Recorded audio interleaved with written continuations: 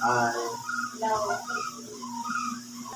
sa pangalan po ng dakilang Panginoong Jesucristo, isang mapagpalang araw sa bawat isa. Dito po tayo sa pagpapatuloy ng kampanin sa makatuwid, yung ikalawang bahagi ng pagpapalakay ng mga salita ng Diyos na pinagkaloob ngayong araw na ito. Meron po tayong mga sitas. Ang una po ayon sa Ebanghelyo ni San Marcos. Kapitulo 6, versikulo 45 hanggang 52. Marahil po, nadaanan na natin ito ng ilang beses, nabasa na natin. Pero, muli natin babasahin at iuugnay natin sa ating buhay. Ano ba ang mensahe dito sa atin? Kasi kung nababasa na natin ito, parang isang pangyayari na ang ating dakilang Panginoon ay gumawa ng pagigimala. Ang sabi po'y ganito, at pagdakay, pinalunan niya sa daong ang kanyang mga alagad at pinauna sa kaniya sa kabilang ibayo sa Bethsaida, samantalang pinayayaon niya ang karamihan. At pagkatapos ng mapagpaalam niya sila, ay naparoon siya sa bundok upang manalangin. At nang dumating ang gabi, ang daong na nasa gitna ng dagat at siya'y nag-iisa sa lupa. At pagkakita sa kanila na totoong nangalulumbay sa pagkaon, sapagkat sumasalunga sila sa hangin, at malapit na ang ika-4 na pagpupuyat sa gabi, ay naparoon siya sa kanila na lumalakad sa ibabaw ng dagat, at ibig silang lagpasan. Datapwat sila nang makita nilang siya'y lumalakad sa ibabaw ng dagat, ay tinakala nilang siya'y isang multo na nangagsisigaw, sapagkat nakita niya silang lahat at nangagulumihanan.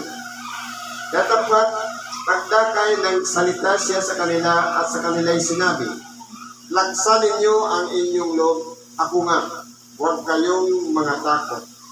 At pinanhik niya sila sa daong at pumimpil ang hangin at sila'y nanganggilalas ng di kawasa sa kanilang sarili. Palipasay, hindi pa nila natatalastas yung tungkol sa mga tinapay dahil sa kanilang puso'y pinatigas.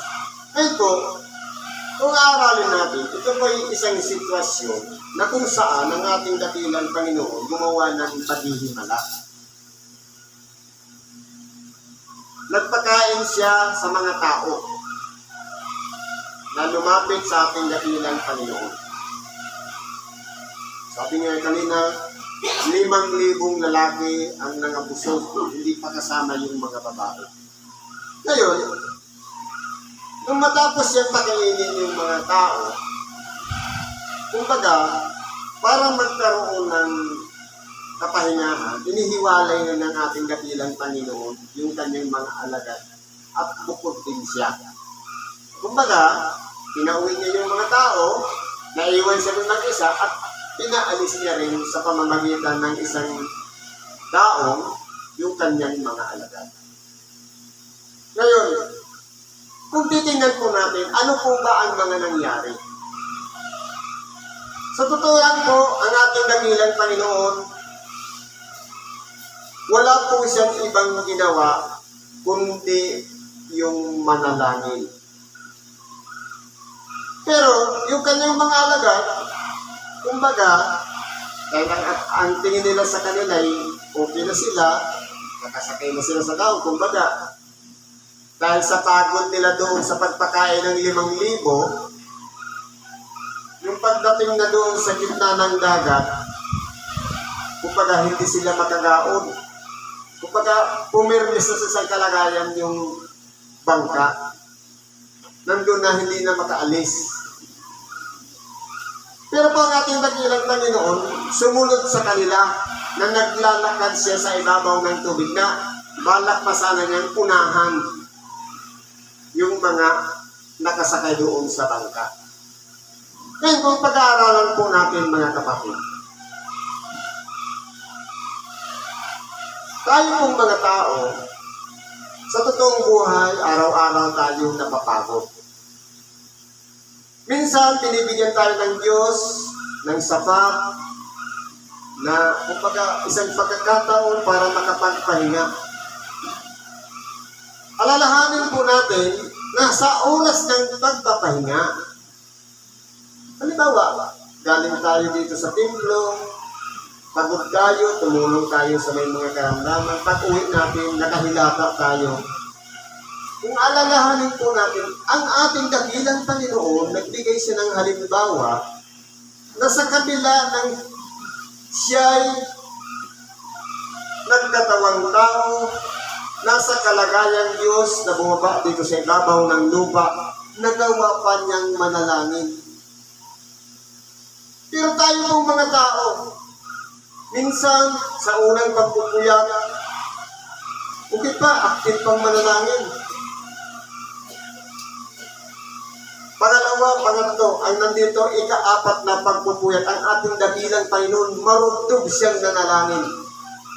Pero ang mga alagad, nakapokus lahat doon sa labas ng bangka dahil hindi na sila bumagalaw.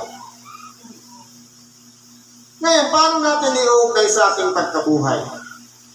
Minsan po, totoo nga, dumaranas tayo ng iba-ibang mga pagsubok, problema na dumarating sa ating buhay. Ang akala natin dahil tumahimik na lahat, wala nang kasunod. Pero hindi pala natin namalayan, nandun pa tayo sa gitna ng problema at hindi pa tayo makalagpas. Kasi kung titingnan mo, nandun sila sa gitna ng dagat, hindi na gumagalaw. Naging komportable sila, pero hindi nila alam na papaliputan sila ng dagat. Pwedeng lumubog yun o tumaog. Pwedeng silang mapahamak. Kaya po, dito, itinuturo sa atin sa sitas na ito, na tayo pong mga tao, sa halip na maging kalma tayo sa lahat ng sitwasyon na nangyayari sa ating buhay, alalahanin palagi natin, hindi natin kayang labanan ang bawat pagsubok o problema na dumarating sa ating buhay. Kaya, to the rescue palagi ang ating dakilang Panginoon. Lamang, dahil nga, kumbaga sa ika-apat na pagpupuyat, wala na sa isip na tawagin ang ating dakilang Panginoon. Pero nakahanda palagi ang ating dakilang Panginoon. Sundan tayo at lapitan tayo nang sa ganun makita ng sitwasyon ng bawat isa sa atin sa oras ng mga problema. Bakit po kaya ang tao ganun? Dahil walang nangyayari sa kanila, bakit wala ng pagtawag sa ating dakilang Panginoon? Dahil po ang tao, kapag malala na ang problema, saka na nakakaalalang tumawag sa Diyos. Halimbawa, sa may karamdaman, kapag meron pang ikinabubuhay, meron pang source ng income, meron pang mga ari-arian, kumbaga, komportable lang, okay, kaya pa naman, kahit magpa-doktor ako, gagaling naman ako. Pero kapag yan ay nagalaw na, nabawasan na ng kabuhayan, naibenta na yung lupain, o kaya pati bahay, balak na rin ibenta, minsan, kapag nawala na lahat ng yan, saka na tayo lalapit sa ating dakilang Panginoon. Dito po, lumalarawan yung mga alagad ng ating dakilang Panginoon sa kalagayan nating mga tao. Na kinakailangan po tayong mga tao na nakakakilala sa ating dakilang Panginoon. Kasi kung titingnan mo, yung nilapitan ng ating dakilang Panginoon, mga alagad niya. Yung mga taong sumusunod sa Kanya. Hindi katulad ng mga tao na nagsiuwi na, kung pinauwi na ng ating dakilang Panginoon kasi ang hinahanap lang nila, mabusog sila. Pero yung tunay na tagasunod sa ating dakilang Panginoon, hindi niya po talagang pinababayaan at palagi siya naririyan sa paligid natin. Minamasdan tayo at tinitingnan ang sitwasyon natin. Lamang, wala pong ginawa yung mga alagad ng ating dakilang Panginoon kung bakit tambay lang doon. Pinapanood lang nila yung sitwasyon, pero walang nangyayari. Hindi sila gumawa ng aksyon paano sila makagaod o makaalis doon sa lugar na yaon. Kaya po, sa ating mga tao, huwag po tayong pagkatiwala sa tinatawag na comfort zone. Na okay na ako, ganito, okay naman yung pamumuhay ko. Kasi po, ang Diyos nagpaplano din. Pero po ang tao, kahit nilagyan na ng plano ng Diyos para tahakin ng tao, kung ano ang mga kinakailangan, danasin ng isang tao, pero po paisi-isilan ang tao. Kapag malalim na ang problema, kumbaga naantig ng damdamin, sabi nga, kung sa pasyente, nung nagkaroon ng mabigat na karamdaman, paisi-isi lang, sige, kain dito, kain doon. Nung malala na, sa kakakain ng matamis, binuhay niya lahat ang cancer cell. Anong mangyayari? Nagkaroon na ng cancer sa dugo at kung ano-ano pa. Ang mangyayari niyan, dahil nga mayroon kang kabuhayan, doktor dito, hanggang sa maubos ang kabuhayan, panghuli kung malala na sa katatawag sa Diyos. Hindi po ba? Ganyan ang mga tao. Pero kung titingnan po natin, mahal ng ating dakilang Panginoon yung sumusunod sa Kanya. Yung itinuturing niyang mga alagad, hindi po niya po pinababayaan. Palagi siyang nakabantay sa bawat isa sa atin. Ang tanong, doon kaya sa mga alagad na pinauna ng ating dakilang, naaalala ba siya? Tinawagan ba siya? Para lang makagaon o mag-aalis doon sa lugar na yun, wala po silang ginawa. Anong nangyari? Nung lumapit ang ating dakilang Panginoon, nangagsigawan pa silang multo. Ibig sabihin, ikinaila pa nila ang ating dakilang Panginoon na palagi nilang kasama na sinusundan nila. Nakikita nila ang himala na ginagawa ng ating dakilang Panginoon, pero ang tingin pa sa ating dakilang Panginoon, multo. Kaya po, ano po ang aral na makukuha natin dito? Tayo pong mga tao na sumusunod sa ating dakilang Panginoon, ang tawag sa ating mga alagad, followers ni Jesus Christ. Ngayon, kung akalin po natin, binabantayan tayo palagi ng ating dakilang Panginoon. At hindi niya ito tayo iiwan kahit kailan. Lalong-lalo na sa mga sitwasyon na akala natin okay lang na yun. Wala naman akong problema, pero hindi natin alam na sa gitna pala tayo ng isang problema. Katulad ng, hindi ba kayong bagyo? Nung hindi pa nalalaman ang bagyo kung gaano kalaki, kapag umihip ang hangin mula sa timugan, ang tao'y pinatalian na ang mga bubungan, dinadaganan na kung ano-anong mabibigat yan sa bubong para hindi lamang ilipat ang pawid, sapagkat marupok pang mga dahon. Minsan iniipit ng mga kawayan para hindi lang masira. Pagkatapos, titigil, maya-maya sa kabila na naman ang hampas ng hangin.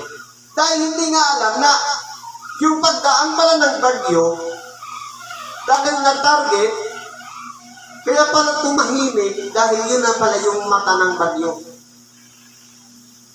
Kaya po, kung titingnan natin, aralin natin mga kapatid, tayo po mga tao, dapat maturuan tayo, kilalanin ang bawat sitwasyon na dumarating sa ating buhay. Kinakailangan alamin natin, totoo nga ba na sa kabila ng mga problemang dumarating sa ating buhay, Nakapasa na ba tayo doon? Halimbawa, katulad ng estudyante, nag-attend ng exam, ang tanong, nakuha na ba yung test paper? Na-submit na ba at na-chika na at naipasa na ba? Sa mga problema dumarating sa ating buhay, yung mga pagsubok na mabibigat, ang tanong, naitawid ba natin yun? Pumarahil lang, akala natin na naitawid na pero hindi pa pala. Nasa kalagitnaan pa tayo ng problema, kaya easy lang tayo. Ganun po yun, yung ibig sabihin ng mensahe dito ng ating dakilang Panginoon. Kaya po, kung titingnan natin, isa lang ang sinabi ng ating dakilang Panginoon. Laksan ninyo ang inyong loob, ako nga. Nung nagsigaw ang mga alagad ng ating dakilang Panginoon ng multo, ano ang sinabi ng Panginoon? Laksan ninyo ang inyong loob. Palagi lang siyang nandiyan. Ang gusto lang ng ating dakilang Panginoon, palaging malakas ang ating loob, na kaya nating labanan ang mga problema, karamdaman na dumarating sa ating buhay. Sapagkat kung mahina po ang ating loob, marahil kahit dugo lang, nininervyos na tayo, minsan takot na tayo, ang mangyayari po niyan, mapapahamak po lalo tayo. Kaya kung kinakailangan po, palakasin natin yung loob natin. Dapat maging matibay yan. Sapagkat palagi po siyang naririyan. Ang ating dakilang Panginoon nakabantay sa bawat isa sa atin sapagkat hindi niya po tayo bibigyan ng isang pagsubok na hindi hihigit sa ating kakayahan. Kumbaga, kung gaano kalakas ang ating pananalig o pananampalataya sa Diyos, hanggang doon lang naman ang level ng pagsubok na ibibigay sa atin. Ibig sabihin, kaya natin yung lagpasan. Kaya natin mapasahan yan. Lamang, dapat una palakasin natin ang loob at huwag natin gayahin yung mga alagad ng ating dakilang Panginoon na walang ginawa.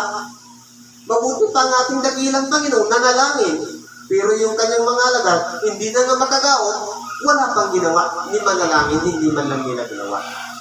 Pero ang ating dakilang Panginoon nagbigay ng halimbawa, sapagkat tunay na kaya siya nakapaglakad doon sa ibabaw ng tubig dahil sa 4 na gabing, kung ika-4 na pagpupuyat siya'y nananalangin ng taimtim sa kanyang ama, upang sa ganun, magawa niya ang isang bagay para manggilalas ang mga tao sa kanya, lalong-lalo na ang kanyang mga alagad. Ito po ang mensahe nito. Huwag tayong umasa lang sa mga sitwasyon ngayon, kundi magpursige tayo. Gumawa tayo ng aksyon.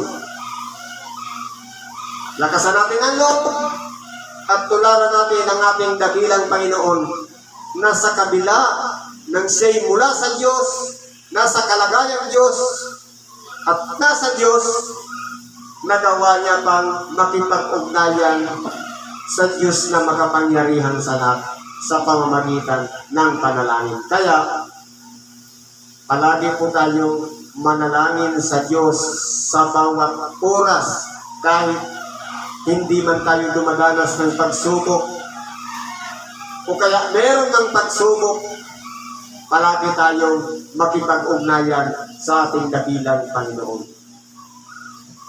Siguro ang yun na lang ang pakikibahagi natin sa araw na ito. Salamat po sa Diyos at binigyan tayo ng oras, panahon para makarating dito, bagamat tayo galing sa pagpupuyat, pinagsama-sama tayo sa lugar na ito. Ano man po ang mga kahilingan natin, karaingan, problema man yan, karamdaman na naririyan sa ating buhay. Ipagkatiwala po natin yan sa Kanya. Siya po ang gagawa ng solusyon niya. Bubuksan ang ating saradong pag-iisip. Ituturo sa atin yung pamamaraan para makalagtas tayo lahat sa mga bagay na yan.